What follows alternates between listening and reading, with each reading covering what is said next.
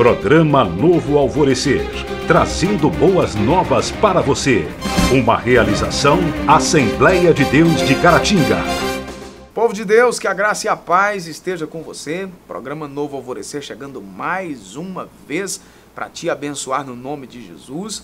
Você que me acompanha aqui pela TV na região de Caratinga, que Deus te abençoe poderosamente. Você que me acompanha pela internet em qualquer lugar do mundo, obrigado sempre a vocês que têm acessado aí o meu canal no YouTube e prestigiado aí a nossa programação e tem sido aí um canal de bênção para muita gente. Deus abençoe você de uma maneira poderosa. O assunto que nós estaremos tratando hoje aqui no Novo Alvorecer EBD é a ética cristã e o aborto. Posso dizer aí ética cristã versus aborto.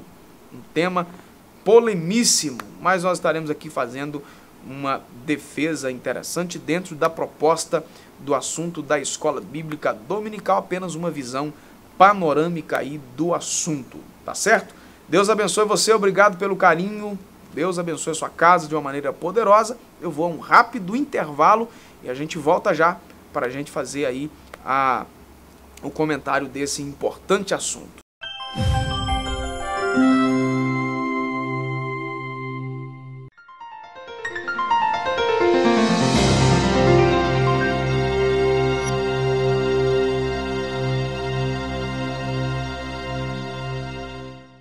Continuando o programa Novo Alvorecer de hoje, comigo aqui no estúdio, Joás, para nós fazermos o comentário. Bem-vindo mais uma vez, Joás, Deus te abençoe.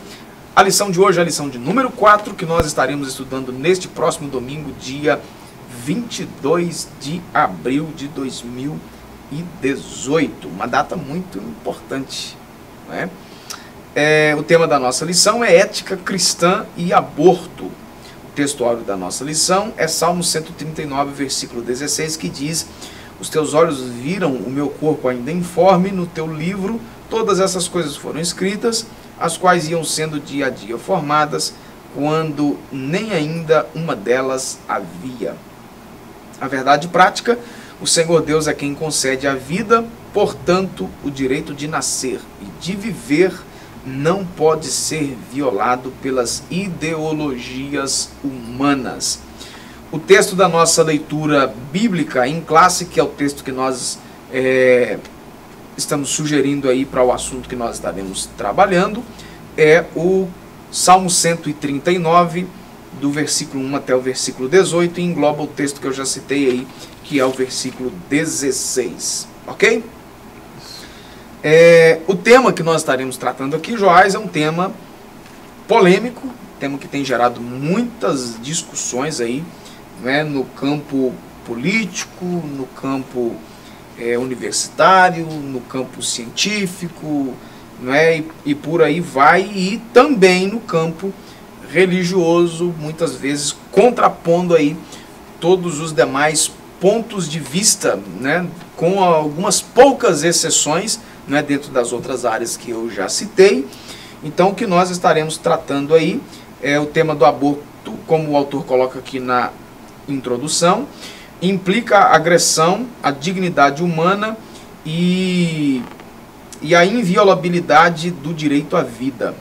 Em nossos dias, muitos segmentos da sociedade se mostraram favoráveis e simpatizantes a essa prática, como eu acabei de citar, que algumas dessas áreas, né? E aí o autor coloca aqui mais que Deus é o autor e a fonte da vida, e somente Ele tem o poder sobre a vida e também a morte. Impressionante, né? Você vê que tem pastores no Brasil, tem um grupo de pastores que está levantando essa bandeira. Não dá para entender, né? Favorável ao aborto.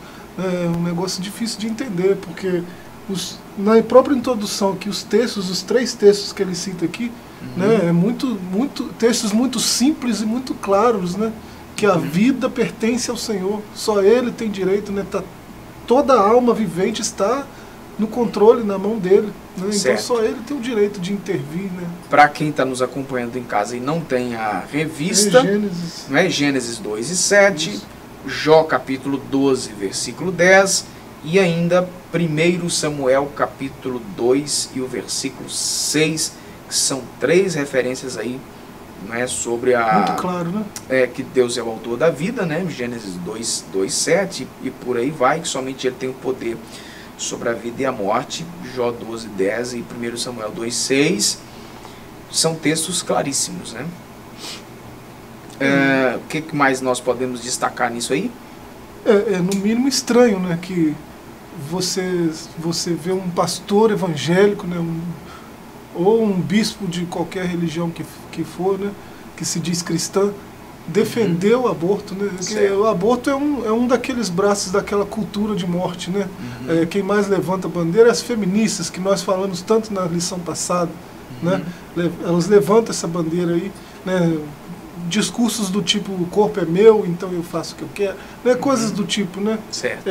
Falácias, né? Sofismas, coisas... Só que um feto não é uma extensão do corpo, né? É um outro corpo, né? Exatamente. Aí o texto de Samuel 2:6 diz, o Senhor é quem tira a vida e a dá, faz descer a sepultura, da morte a resgata. Muito claro, né? Muito interessante. O mesmo que dá a vida, ele pode tirar, porque exatamente. É dele. Vamos lá ao primeiro tópico da nossa lição, aborto, um conceito geral e bíblico. Nós estaremos dando aí, né, que a palavra deriva aí de dois vocábulos, né, do latim, que juntos significam aí privação do nascimento. A formação disso aí já traduzida. Assim, conceitualmente, o aborto é a interrupção do nascimento por meio da morte do embrião ou do feto, ou seja, até de certo modo aí, me engloba tanto o aborto voluntário quanto o involuntário, né? O conceito geral, né, de aborto é a interrupção da vida, né? Isso aí, a privação do nascimento, né? Aí de alguma maneira, né? Tá tudo embutido aí, né? Aí, no contexto legal, o autor faz aqui algumas citações interessantes. É bom lembrar que normalmente o campo disso aqui, o pessoal sempre quer levar a questão para o lado da religiosidade, né? Mas existem marcos ao longo da história, né, que além do contexto religioso, né, por exemplo, o código, falado, né, Código de Hammurabi. Exato, né, o Código de Hammurabi, né, de 1810, 1750 antes de Cristo, olha quanto tempo, não é, condenava o aborto. E na verdade a gente vê aí o tempo muda, não é? A história muda, a tecnologia muda, mas a necessidade do ser humano e os seus dilemas continuam os mesmos. Né? Que os mesmos problemas que o ser humano enfrenta hoje, enfrentava antes também. Você vê, né, como que a questão é complexa, né? Há 2000 anos antes de Cristo já se falava do assunto, já se discutia o assunto, já se debatia, tanto é que virou lei, né? É um assunto complexo, a gente tem que falar com humildade, né, sobre assuntos complexos, né? Mas quando a gente vai para a Bíblia, né, a gente encontra o conceito bíblico muito claro, né, de sempre priorizar a vida. A Bíblia vai ser sempre a favor da vida, sempre. Quem diz ao contrário não entendeu o que leu, né? Certo. Ou não leu, né? Ou não leu, ouviu alguém falar, né? Você olha para a legislação desde a mais antiga. Aí nós temos ainda outro aí, que é o Código de Napoleão de 1769 e 1821, que era considerado então o aborto um crime hediondo, né? O Código Criminal do Império no Brasil de 1830 era proibido. E aí hoje a legislação brasileira permite apenas em casos de risco de vida da mulher, né? E aí nós vamos tratar disso aqui no terceiro subtópico, que vai falar em alguns casos específicos. No entanto, aí vale lembrar, né, que nos demais casos ainda continua sendo crime, mas há no Congresso Nacional projetos de lei, né, que tramitam aí com a proposta de legalizar em qualquer caso, ou seja, aconteceu o interesse da mulher realizar o aborto, no caso aí de uma legislação, vai haver essa permissão para independente do... Eu copiei aqui da razão. 3 artigos do nosso Código Penal, ele cita aqui o 124, né? O 124 vai dizer que provocar aborto em si mesma ou consentir que outro o provoque, a pena de detenção de 1 a 3 anos. Né? O artigo 125, provocar aborto sem o consentimento da gestante, aí já é de 3 a 10 anos. O 126, provocar aborto com consentimento da gestante, reclusão de 1 a 4 anos. Então é para os dois, para o médico que fez e para a gestante, né, quando tem o consentimento dela. Então, às vezes alguém pode estar nos assistindo e pensando em fazer algo do tipo, está pensando em cometer um crime, né? Um crime que dá até cadeia. Tem um filme, né, interessante, né, para quem Grito dos Inocentes, né, para assistir antes de realizar um aborto aí, para ter uma ideia. Porque é um atentado contra alguém que não completamente indefeso, né? Fugiu que o nome, se é Grito ou se é Silêncio dos Inocentes, é um negócio assim. Só procurar aí, você vai encontrar algo parecido com isso, é interessante. Vale a pena assistir. Eu vou procurar aqui enquanto a gente vai falando e vou dar o nome certinho. Aí o terceiro aí sobre o conceito bíblico do aborto. Na lei mosaica, provocar a interrupção da gravidez de uma mulher era tratado como um ato criminoso. No 6º mandamento, o homem era proibido de matar, conforme Êxodo 20:13, que significa literalmente não assassinar. E aí? O 6º mandamento, né? Não assassinar. Parece que o comentarista enfatizou esse assassinar aí, porque existe uma certa confusão com esse mandamento, né? Tipo assim, se eu matar um mosquito que está me perturbando, eu estou matando, eu estou ferindo o 6º mandamento, não é bem por aí, né? Se for lá no original, me parece que é lotirtza, né? No hebraico, é não tirar a vida que pertence a Deus, né? Foi Deus que deu, então só Ele tem o direito de tirar. Aí é assassinato, né? A quem mata uma mosca que não está cometendo um assassinato, né? Porque é questão de alma, né? Questão da alma que Deus colocou, né? Na alma vivente, né? O espírito humano. Exatamente. E ali é uma questão de semelhante também. A imagem e semelhança de Deus, né? Então é só Deus que tem o direito, né? Como o texto de Samuel que você leu aí no começo. Certo. E o nome do filme é Grito dos Inocentes mesmo. E aí, para nós fecharmos aqui, o aborto na história da igreja, nós temos aí o ensino dos 10 apóstolos, que é chamado de Didaquê também, que condena o aborto, que diz que não matarás o embrião por aborto e não farás perecer um recém-nascido. Aí nós temos a citação aí de 2 teólogos, né, Agostinho de Hipona e o Tomás de Aquino, que considerava pecado grave interromper a gestação e o desenvolvimento da vida humana. Nós temos ainda uma citação de um outro teólogo, né, que é o Tertuliano, que ensinou que a morte de um embrião tem a mesma gravidade do assassinato de uma pessoa já nascida. Você vê, é um assassinato, não tem que chamar pelo nome, né? Você vê Agostinho e o Tomás de Aquino, né? Estão 900 anos de distância, divergiram em tanta coisa, né? Tantos pontos teológicos, e eles vão dizer e agora convergiram no assunto, isso aqui, né? É assassinato, né? Um inocente que está sofrendo, tá certo, sem poder se defender. Vamos dar uma pausa aí, você de casa não sai daí. O programa Novo Alvorecer continua já para você.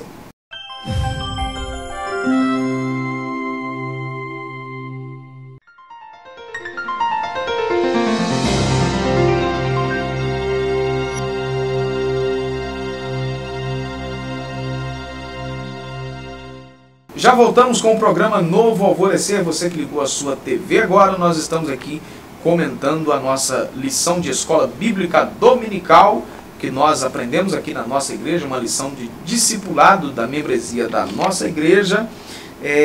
O assunto é ética cristã e aborto. Nós estamos tratando neste trimestre sobre vários assuntos dentro de uma visão da ética cristã. E aí hoje esse polemíssimo assunto, Joás, aborto, não é?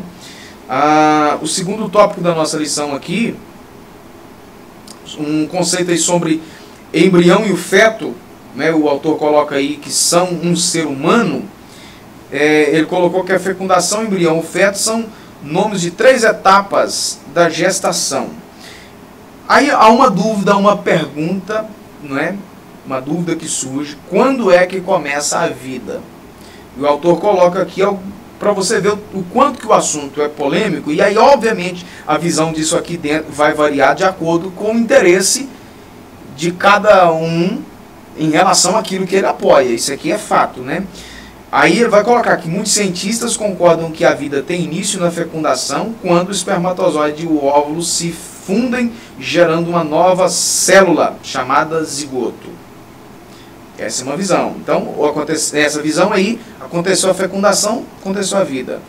Outros ainda defendem que a vida inicia com a fixação do óvulo fecundado no útero, onde recebe o nome de embrião, período entre o 7º e o 10º dia de gestação. Então, ou seja, vai variar, e essa é uma outra visão. A partir do 7º, entre o 7º e o 10º dia. Já mudou um pouquinho, né? Já é, não é? Outros ainda vão pensar que o começo da vida é por volta do 40º dia, ou melhor, do 14º dia, né? Quando ocorre a formação do sistema nervoso. Tem ainda outros que indicam que o feto passa aí a ter vida, né, normalmente aí a partir da 25ª semana de gestação, a partir do momento que ele passa a ter condição de desenvolver fora do útero. Então, ou seja, não há um consenso. Nem a comunidade científica chegou a um consenso ainda. Né? Uns dizem que é a partir da fecundação, outros dizem que é a partir entre o 7º e o 10º dia, outro a partir do 14º dia e outro a partir da 25ª semana. A partir do momento que ele tem condição de viver fora do útero. O que a Bíblia diz a respeito disso? As respostas humanas têm sido controversas, então temos aí a resposta da palavra de Deus. Aí tem um texto, Joás, muito interessante, que é o texto de Jeremias, né? Que aí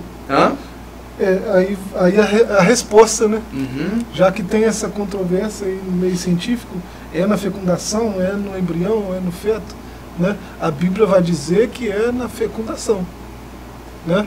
Quando a semente começa, o espermatozoide se junta com o óvulo, acontece a fecundação. Aquilo que a gente aprendeu lá no primário. Aí já é uma vida. A Bíblia diz, Jeremias 1:5, antes mesmo de te formar no ventre materno, te escolhi. Antes que viesses ao mundo, eu te separei e te designei para a missão de profeta para as nações. Deus falando para o profeta Jeremias. Antes de ser embrião e feto, né? Então a vida começou, foi na fecundação. E aí? E aí a Bíblia é muito clara, né? Tem mais esse salmo que nós lemos na introdução aí, no texto, né, da lição. No verso 16, os teus olhos viram meu corpo ainda informe, e no teu livro todas essas coisas foram escritas, ainda informe. O Senhor ele participa do processo todo, né? É Ele que vai entretecer no ventre, né? O ser ainda em formação, né? Tem um consenso, tem uma visão na comunidade científica que diz que é a partir da 3ª semana, né? Não está aqui, não foi citado aqui, mas chama de gastrulação, né? Quando o sistema digestivo começa a se desenvolver. Tem uma parte de cientista que acredita ainda nessa 4ª, a vida começa ali, a partir da 3ª semana. Né? Então a Bíblia vai dizer que a vida começa na fecundação. A Bíblia tem a resposta, né? Certo. A partir do momento que a gente, nem eu nem você somos da parte científica, né? Nós entendemos mais ou menos ainda da Bíblia, né? Mais ou menos ainda. Mas a questão é o seguinte: se acontecer uma fecundação e aquele ser, ou a ameba que está lá, ou qualquer coisa que você queira dar o nome, já que alguém pensa que não tem vida, se ele se desenvolve, é porque é um ser vivo, gente. Né? Se não se desenvolver, por que não? Por que então que uma pedra, nós temos aqui em Caratinga, né, um ponto turístico, quem não conhece Caratinga, eu vou te recomendar aqui a conhecer a Pedra Itaúna de Caratinga. A pedra de Itaúna, desde que a gente conhece por gente, ela está ali daquele tamanho ali, daquele jeitinho, não é? Ela não se desenvolveu, porque ela não tem vida própria, não é? Mas o bebê não, aconteceu a fecundação, ele vai se desenvolver, então é por uma questão lógica, né? A vida começa ali, né? E ainda, de acordo com as escrituras, a vida começa quando ocorre a união do gameta masculino ao feminino. Esta nova célula é um ser humano que possui identidade própria. É uma terceira identidade, né? Então aquela falácia das feministas, meu corpo, minhas regras, é uma falácia mesmo, né? Porque a partir da fecundação já é um terceiro corpo, né? Não é mais o corpo dela. Então, que direito ela tem sobre aquele outro ser, sobre aquele terceiro ser? E ele tem uma identidade que não é nem a dela nem a do pai. É uma terceira identidade, né? Uma identidade genética diferente, né? Apesar de ter alguma herança genética do pai, alguma herança genética da mãe, é uma terceira identidade genética. Né? Então, não tem direito nenhum. Aí o terceiro subtópico, apoiados então nas Escrituras, nós como Igreja de Cristo devemos defender a dignidade humana desde a sua concepção. Ensina que a vida, então a palavra de Deus humana é sagrada e não pode ser violada, conforme o texto que eu já citei aqui e li de 1 Samuel 2,6, né, que toda ideologia que seculariza os princípios da palavra de Deus deve ser combatida, e incluindo aqui a questão do aborto. A palavra é sempre pela vida, né? Até a lei mosaica, que era tão severa, né? Quando a gente olha para trás, assim, vê tanta severidade, né? A lei mosaica que dizia para não mentir, você vê quando a meretriz de cima do muro, né? Os espias estão lá, dentro da casa dela, escondidos lá debaixo do móvel. Aí eles chegam, onde está? Para onde eles foram? Eles foram por ali. Ela sabe que ela está mentindo. Mas por que ela está mentindo e foi valorizada por isso? Abriu-se não pela mentira. Porque a guarda da vida, né? A vida dela foi poupada porque ela guardou a vida deles. Ela zelou pela vida dos espias, né? A vida é maior do que a lei.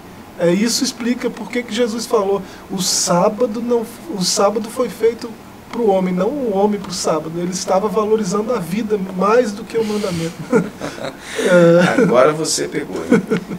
Tá certo, gente. Vamos dar uma pausazinha aí para o Joás mudar de assunto aqui, né? E a gente volta já já.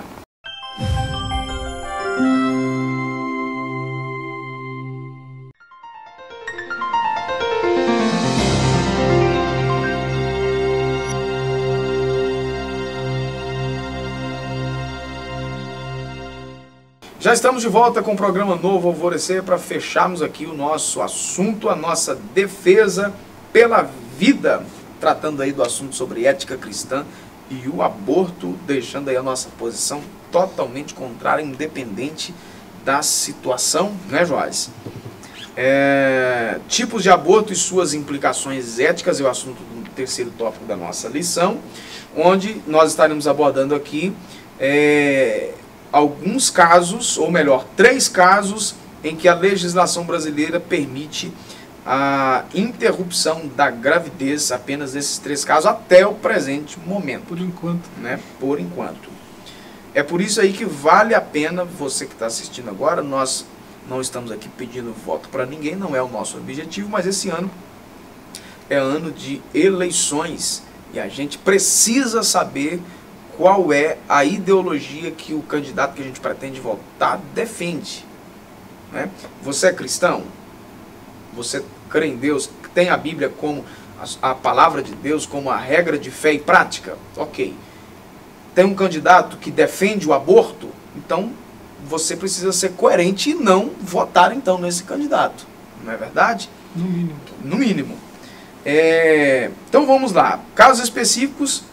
Em 2012, o Supremo Tribunal Federal, o STF, que está tão em evidência esses dias, não é?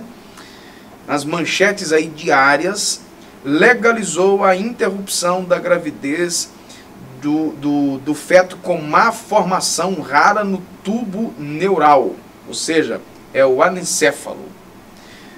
A principal implicação ética dessa decisão está no descarte de um ser humano por apresentar uma má formação cerebral. Trata-se então de uma ideologia racista chamada eugenia, né, que defende a sobrevivência apenas dos seres perfeitos.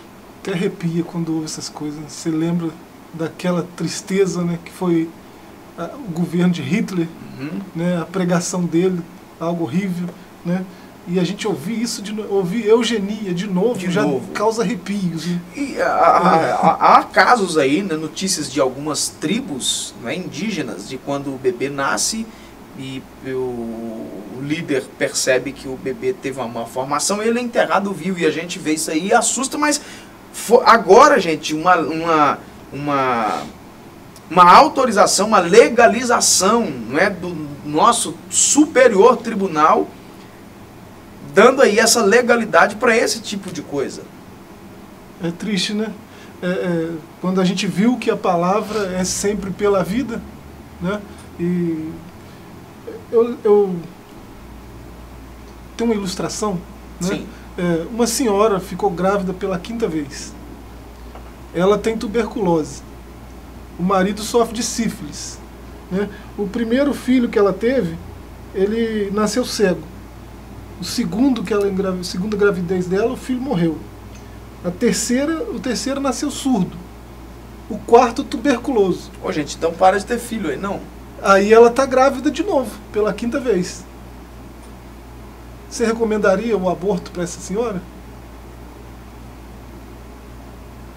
Claro que não. Se você falasse sim, você nunca ouviria a mais bela sinfonia que já foi composta. Beethoven. É o 5º filho, né? Teve cegueira e tudo, mas foi um gênio na sua arte, um gênio em todos os sentidos. Então, ou seja, aí não é uma ilustração, é um exemplo prático, né? Aconteceu. A senhora tuberculosa teve um filho gênio, né? Então, quando o Supremo entra nessas questões, ou alguns políticos entram na defesa dessa cultura de morte, que a gente sabe o que está por trás disso, né, dessa cultura de morte, quando você vê falar em aborto, eutanásia, ideologia, essas coisas todas aí, é tudo no mesmo pacote. Está tudo no mesmo pacote, né? Principalmente os feministas, esquerdistas marxistas e coisas do tipo. Né? Você sabe que é sempre eles que têm esses discursos. Aí você olha para situações assim, né? Você está interrompendo uma vida. O que poderia ser um gênio? Poderia contribuir para o bem da humanidade de forma estrondosa. Aí está interrompendo aquela vida, está impedindo aquele ser de nascer. É algo absurdo, né? É absurdo. Um outro caso ainda, que é o caso de estupro. Agora tem um negócio interessante aqui. Como não é necessária a comprovação do crime de estupro nem autorização judicial para o aborto, a lei é permissiva e complacente com a interrupção da gravidez sob a alegação de estupro. Ou seja, então a mulher apareceu numa clínica médica, ela disse que foi estuprada, mas não teve nenhuma comprovação. Legalmente falando, ela tem um amparo judicial aí de que ela pode realmente fazer essa desculpa um aborto. É a mais clássica, né? É típico. A primeira pessoa que entrou com a ação na justiça, 1970, Norma Lia, uma americana, em 1970 ela ficou grávida, alegou que foi por estupro, depois descobriu-se que era mentira, né? Aí ela brigou na justiça pelo direito, com esse discurso, que o corpo é meu, né, e tal, e dizendo que foi estuprada, né? Assim, felizmente, eu creio, né, só em 1973 saiu, ela ganhou a causa, o direito de abortar, só que ela, né, não abortou, né, decidiu, depois que ela entrou com o processo, ela decidiu, né, dar sequência e a gravidez e tudo. A criança nasceu, depois ela teve mais 2 filhos, hoje ela é uma crente em Jesus, convertida, né, mas ela ganhou a causa com essa desculpa de que foi estuprada. Depois da sua conversão, ela admitiu que foi uma mentira, algo inventado, que ela queria abortar por outras questões, né? Questões egoístas até, né? E assim, estão tentando usar essa mesma desculpa hoje, né? Tantos anos depois, né? E uma outra questão ética é a seguinte, que um crime não pode justificar outro crime. Romanos 12, 21, não te deixes vencer do mal, mas vença o mal com o bem. Bonito, né? Não é? Aí fica na verdade, esse discurso não é meu. Né? Eu vou utilizar ele aqui, cito a fonte sem nenhum problema, que é o pastor Silas Malafaia. Ele já falou algumas vezes o seguinte: então a mulher que foi estuprada quer abortar? Espera o bebê nascer, depois que ele nascer, dá um porrete na mão dela e manda ela matar a criança. Qual que é a diferença de matar antes e matar depois? Quem está assistindo a gente, se tiver estômago, pesquisa aí no seu aplicativo de vídeo, né, como que é um aborto.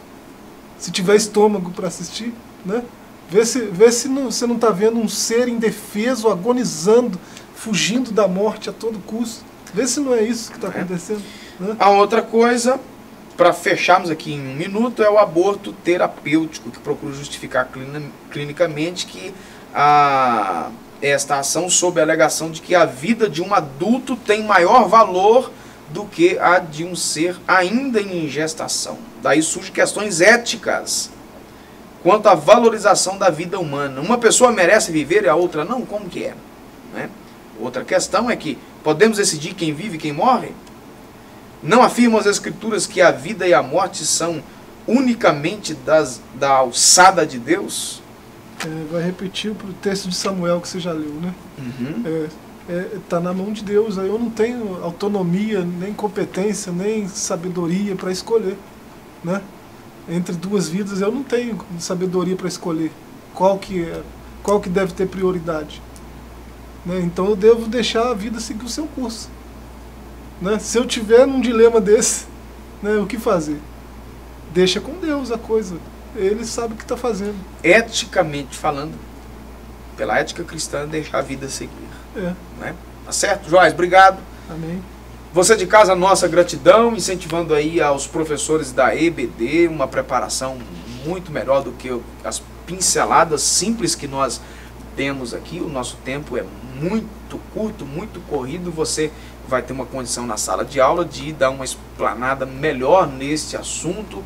Você pode pesquisar ainda na internet, como já sugerimos aqui, e se aprofundar ainda de uma melhor maneira. O certo é que o resumo de tudo isso é que Deus é o dono da vida.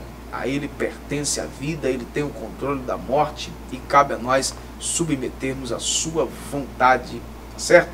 Deus abençoe você e obrigado pelo carinho da sua audiência. Fique na graça e na paz. Programa Novo Alvorecer, trazendo boas novas para você. Uma realização Assembleia de Deus de Caratinga.